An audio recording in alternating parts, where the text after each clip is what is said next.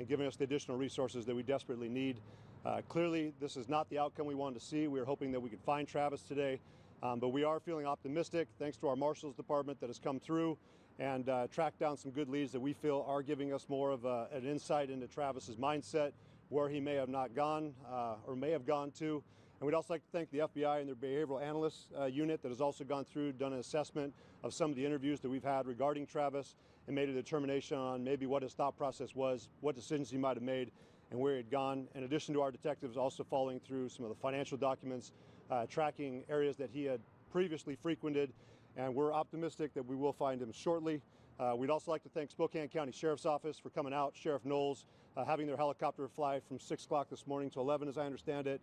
At 11 o'clock, our helicopter was also on ground at the fish hatchery in Leavenworth to fly the Icicle Creek. We also deployed our swiftwater rescue team to go through there and start searching the creek in cases that Travis did enter in there. The water is running pretty quickly now thanks to the spring runoff, but we're optimistic that with our air units up in the sky, looking over the terrain, is definitely diverse when you're talking about the amount of acreage that we're covering, that we're doing the best we can. We also want to thank Sheriff Myers down in Kittitas County for deploying some of his search and rescue units, checking trailheads on the backside of Chelan County to see if there's any opportunity that Travis might have made it out to that location.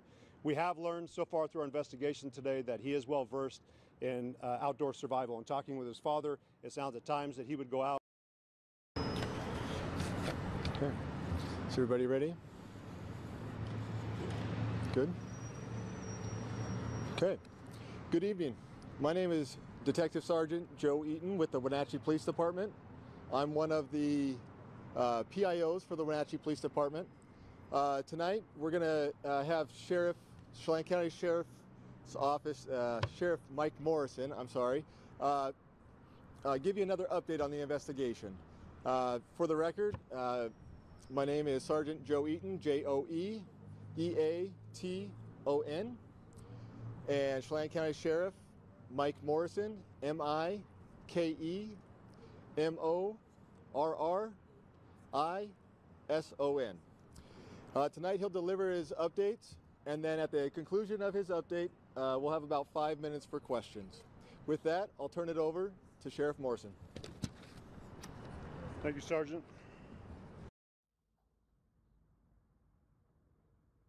Here. Do appreciate everyone coming out. We don't have as much information to provide today, but we have been working tirelessly throughout the day with our federal resources, state resources, neighboring agencies. As always, I'd like to start off just by recognizing the Decker family, let them know they're still very much in our thoughts and our prayers. We've been working hard. Peyton, Evelyn, and Olivia are clearly a motivating force for us. A lot of our guys are working with sleep deprivation, but their thoughts are always on the girls and making sure that we're staying motivated and getting the results the family expects out of us. So, as we mentioned before, not much to go off of. We have been following leads thanks to the FBI and their analysis team that has been going out, processing social media leads throughout the nation, not just here locally. Following up those leads, we've been assigning detectives, marshal services, representatives to go out and do interviews. We also appreciate the nation police departments. We had one in McCall, Idaho today, was doing follow-ups for us. So we're not just keeping our focus here within Chelan County, we're also focusing nationwide on other leads that are coming out. Again, thank you to those police departments, sheriff's offices, state agencies across the nation that have stepped up to assist us and giving us the additional resources that we desperately need. Clearly, this is not the outcome we wanted to see. We were hoping that we could find Travis today, but we are feeling optimistic thanks to our Marshals Department that has come through and tracked down some good leads that we feel are giving us more of an insight into Travis's mindset, where he may have not gone or may have gone to. And we'd also like to thank the FBI and their behavioral analysts unit that has also gone through, done an assessment of some of the interviews that we've had regarding Travis and made a determination on maybe what his thought process was, what decisions he might have made, and where he had gone. In addition to our detectives also following through some of the financial documents, tracking areas that he had previously frequented, and we're optimistic that we will find him shortly. We'd also like to thank Spokane County Sheriff's Office for coming out, Sheriff Knowles having their helicopter fly from 6 o'clock this morning to 11, as I understand it. At 11 o'clock, our helicopter was also on ground at the fish hatchery in Leavenworth to fly the Icicle Creek. We also deployed our swiftwater rescue team to go through there and start searching the creek in cases that Travis did enter in there. The water is running pretty quickly now thanks to the spring runoff, but we're optimistic that with our air units up in the sky, looking over the terrain, is definitely diverse when you're talking about the amount of acreage that we're covering, that we're doing the best we can. We also want to thank Sheriff Myers down in Kittitas County for deploying some of his search and rescue units, checking trailheads on the backside of Chelan County to see if there's any opportunity that Travis might have made it out to that location. We have learned so far through our investigation today that he is well versed in outdoor survival. And talking with his father, it sounds at times that he would go out and would be leaving off grid for sometimes up to 2.5 months. So we also understand too that he at times would do caching. So we understand that that's a possibility that he could have scoped out this area before.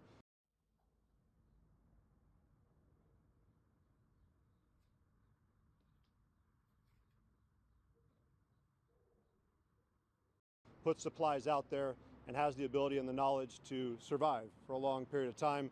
We saw this before a couple years ago when we assisted Kittitas County with a similar case. So we are putting our resources out. We saw our SWAT team today out off the high school drainage, checking residences through there, in addition to us still having units out on the ground, continuing to check, in addition to expanding out and looking at local counties.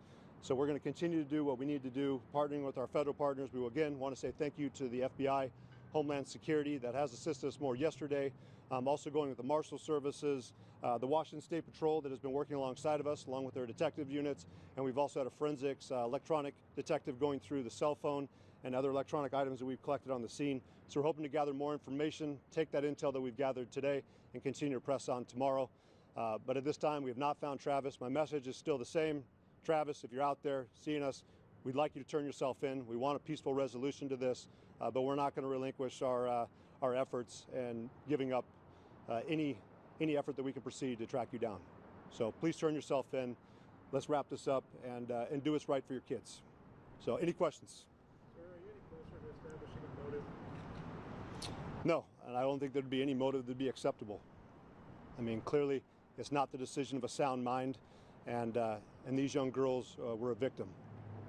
Was a body discovered in this area you're searching near Leavenworth today? They were discovered earlier this week. It was outside Leavenworth. You're more up high school drainage around milepost 18, around Rock Island Campground. And we do have a map that I think we've already shared online, but it is more of a rural campground.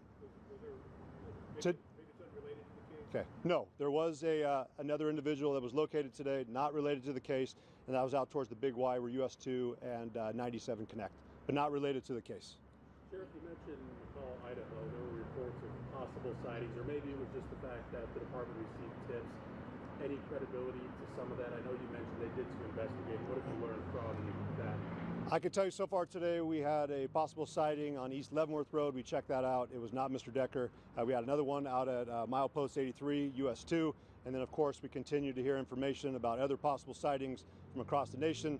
As we understood, based off the information we got back, was that the sighting in McCall, Idaho was not our suspect, but we'll continue to work with our neighboring agencies, not only here in the state, but across the nation, to help us track down any leads we do get. What kind of head start do you think he had knowing the truck was found Monday? When do you think he started to go out? Worst case scenario, we could see that he might have gotten a head start on Friday, so he would have had the whole weekend to be out there. But we're still tracking it down. We will have our autopsy results. It should be coming back tomorrow, and we'll get a better idea of what kind of time frame we're looking at.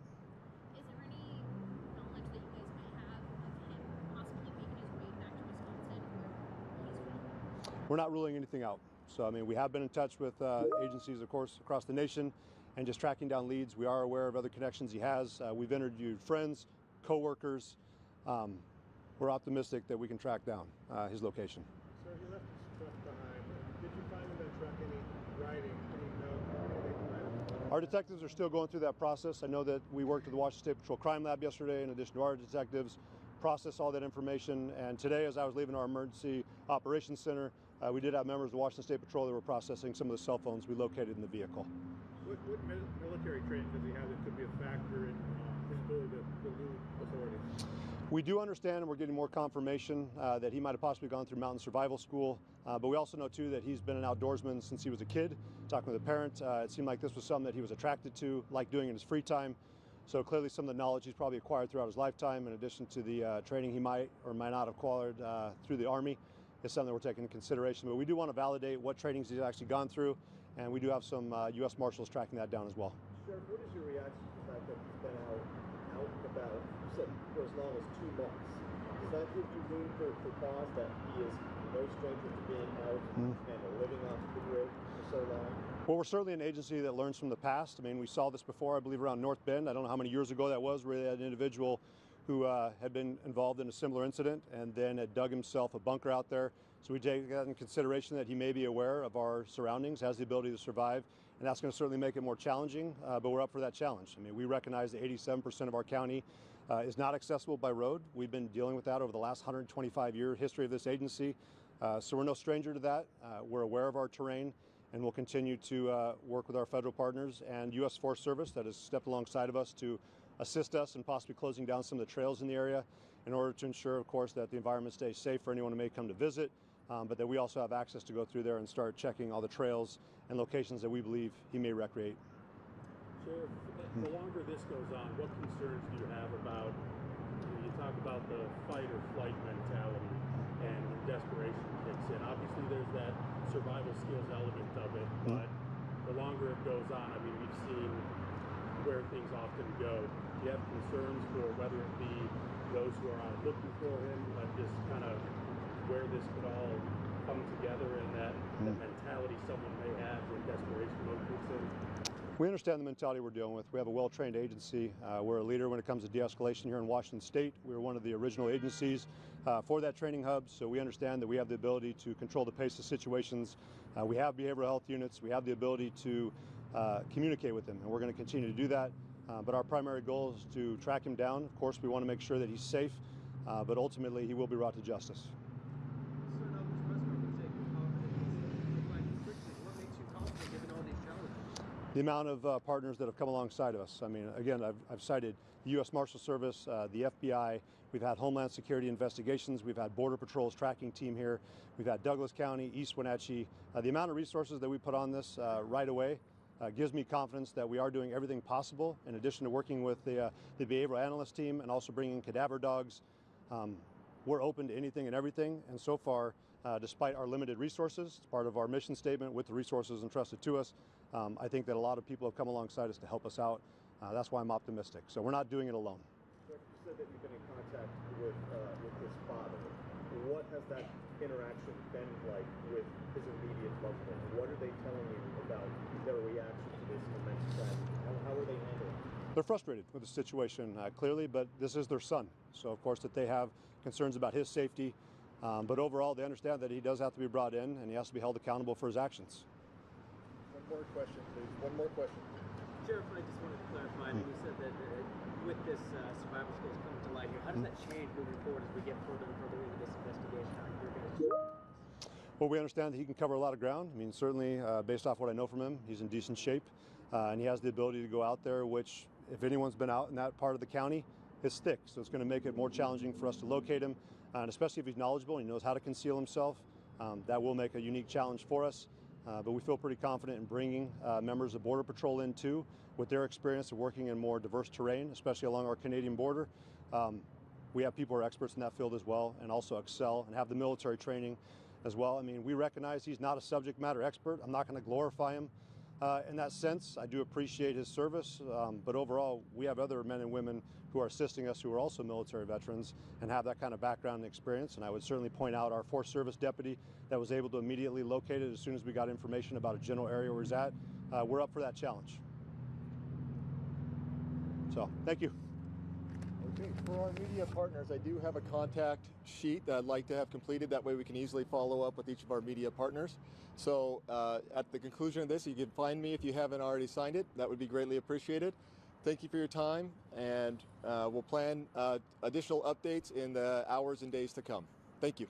Nothing set on as far as updates? Not to my knowledge, no.